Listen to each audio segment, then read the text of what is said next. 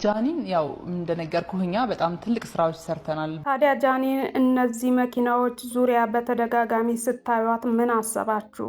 አዋጡልኝና ጎዶሎዬን ልምላው ለሱ የምመጥን ልክ ሴት እስከምሆን ድረስ። እስቲ የሚያንሰኝን ነገር እናዋጣ። እስቲ አዋጡ ማናጀሮች። አውስ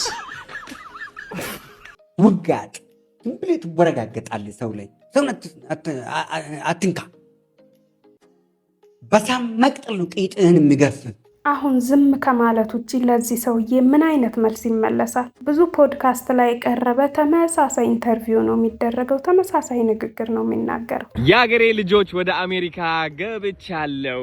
ድንግል ሴት ካጣ ቆመ ቀር እንጂ ወንዶች አናገባም። ይሄ ፍቅር ሰዓት ነው እህቴ። ፍቅር ጅንጀናን ያልፈልግም ነው። በዚህ ምሽት ሚዲያውን ያጥለቀለቀውን ጉድ ተመልከቱ።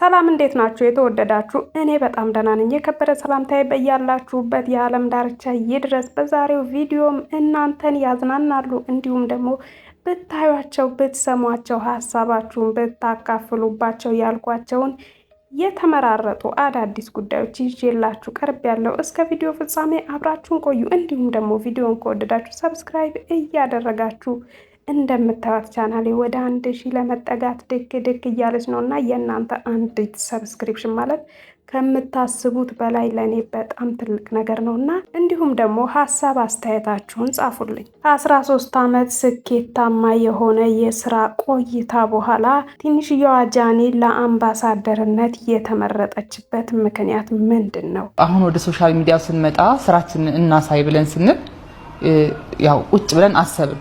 እኔ መጣችልኝ በቃ ጃኒ ብትሆን ብዬ አሰብኩኝ።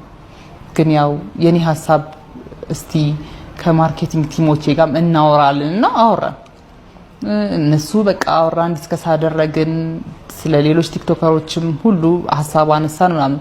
ዞረን ግን ሁላችንም የተስማማንበት በቃ በአንደኝነት ደረጃ ጃኒ ሆነች። የሶሻል ሚዲያ ፓወርን ግን አያችሁት? እቺን ሴትዮ 13 ዓመት በስኬት ድርጅት አቋቁማ ተምራ ስኬታማ የሆነ የትዳር ህይወት መስርታ ስትኖር አላየናትም ነበረ፣ አናቃትም ነበረ። በአንድ ሳምንት ውስጥ ግን ጃኒ አምባሳደር ከሆነች በኋላ ብዙ ቦታዎች ላይ ኢንተርቪው አየናት። ሀሳቧን ብታጋራ እንሰማታለን፣ ልምዷን ብታካፍል እንሰማታለን፣ ስለ ድርጅቷ ደጋግማ ብታወራ እንሰማታለን። በፊት ግን ጭራሽ አናቃትም ነበረ።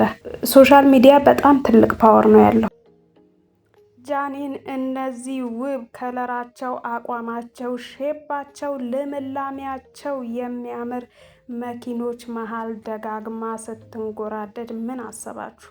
እኔ ግን መኪና ልትገዛ ይመስለኛል ወይም ደግሞ የሆነ ነገር ምንሰማ ይመስለኛል እና ደስ የሚል ነገር እንደምንሰማ ተስፋ አደርጋለሁ። እግዚአብሔር ስጥኝ እኔ ሄለን ማርያምን any seats of Philagala because like when any listening any like ጥሩ አይደለም ህይወት አለኝ and any like ደስታ አይደለም በዚህ ጊዜ። ስለዚህ if any seats አለኝ አሁን any like ልዩነኝ። ሄለን ምትባል ልጅ ልወልድ ነው፣ በዛም ደስተኛ ነኝ። ምክንያቱም በዚህ ሰዓት ደስተኛ አይደለሁም፣ ህይወቴም ጥሩ ሁኔታ ላይ አይደለም። እሷ ካለች ግን ደስተኛ እሆናለሁ፣ እሷንም በጥሩ ሁኔታ አሳድጋታለሁ ነው ያለችው። ግን ጋይስ እኔን አግኝቶ አሁን ምንድነው የሚያንሰኝ? እስቲ ንገር። ሄለን አሁንም እዛው አቶ ወርቁ አይተነው ላይ ነች። አሁን ደግሞ ሚስቱ ብሆን ምን ይጎድለኛል እስኪኝ እያለች ትገኛለች፣ እየተንጎራደደች ከፊት ከኋላ። እናንተ ግን የእውነት አንድ ጥያቄ ልጠይቃችሁ። ሄለንን ስታዩት ላይቭ ላይ ስታዩት ጤነኛ ትመስላችኋለች? እኔ ግን የሆነ ጭንቀት ያለባት የሆነ ነገር የሆነች ይመስለኛል። በየቀኑ የሆነ ኖርማል ያልሆኑ ንግግሮች ነው የምትናገረው። በቃ የሆነ አንድ ቀን ተከሰስኩ ብላ ታለቅሳለች፣ አንድ ቀን ማሩኝ ትላለች፣ አንድ ቀን ትሳደባለች፣ አንድ ቀን ደግሞ መልሳ እዛው ሰው ላይ እዛው ቦታ ላይ ትገኛለች። እና የእውነት ሄለን ግን ጤነኛ ነች? እስኪ ንገሩኝ በኮሜንት ስር። ጋሞ ዞን እንግዳና ታይቶ የማይታወቅ እጅግ አነጋጋሪ ክስተት ተከስቷል። ይህ በምስሉ ላይ የምትመለከቱት ህፃን ገና ከሆድ ሲወጣ ጺም ያለው በአብዛኛው ፊቱ በፀጉር የተሸፈነና የትልቅ ሰው ፊት ያለው ሆኖ ተወልዷል። የአካባቢዎችም ሰዎች በዚህ ጉዳይ ተደናግጠዋል። ግን እስካሁን ሐኪሞቹ ለዚህ ጉዳይ ጥርት ያለ ምክንያት አልተናገሩም። ለምንድን ነው ግን ሶሻል ሚዲያ ላይ በጣም ብዙ ሰዎች ብዙ ብር እንደሚሰራ እየነገሩን እኛ ገንዘብ መስራት ያልቻልነው? ሰው በጣም ደፋር ሆኗል። ሰውን ገንዘብ ሲጠይቅ እንዲህ ኤአይ አስተምራለሁ ማለት ምንም እኮ ማድረግ አይደለም። ባይዘዌ ኮርሱን ብታዩት እኔ የሄደ ሰው ስላጋጠመኝ ነው ስለጠየቅኩና ጀስት ጄሚናይን ማውራት እንዴት መጻፍ እንደምችል እሱም ደግሞ በአማርኛ ኢዝ ኖት ፕሮምፕት ኢንጂነሪንግ እንግሊዘኛ እንኳን አይደለም። የተለያየ ኮርስ የሚያስተምሩ ሰዎች እናንተን የሚያስተምሯችሁ ከየት ይመስላችኋል? ከጭንቅላታቸው ወይም በተፈጥሮ ተሰጥቷቸው አይደለም። ከኢንተርኔት ላይ ፈልገው ነው፣ ከዩቲዩብ ላይ፣ ከጉግል፣ ከቲክቶክ፣ ከተለያየ ነገር። ስለዚህ እናንተም ለሰው ብር ከምትከፍሉ ማወቅ የምትፈልጉትን መማር የምትፈልጉትን ነገር ጉግል ላይ፣ ዩቲዩብ ላይ ከነሱ በበለጠ ሁኔታ ታገኙታላችሁ። ገና ብር ማግኘት ላልጀመራችሁበት ነገር፣ ገና ለወደፊት ድሪም ለምታደርጉት ነገር አሁን ብር አታውጡ። በተቻላችሁ አቅም ከተለያዩ ነገሮች በነፃ ከምታገኟቸው ነገሮች ለመማር ሞክሩ።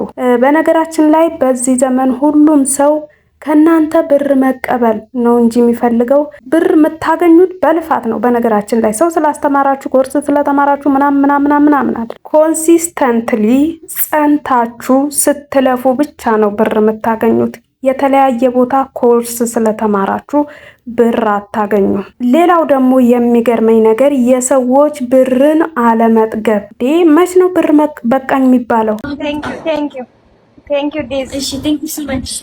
የአገሬ ልጆች ወደ አሜሪካ ገብቻለሁ። ሚኒሶታ ነው ያለሁት። እንግዲህ ኤስኤፍና እንደምትመለከቱት በኃይለኛው መንገድ እየተዘጋጀ ነው።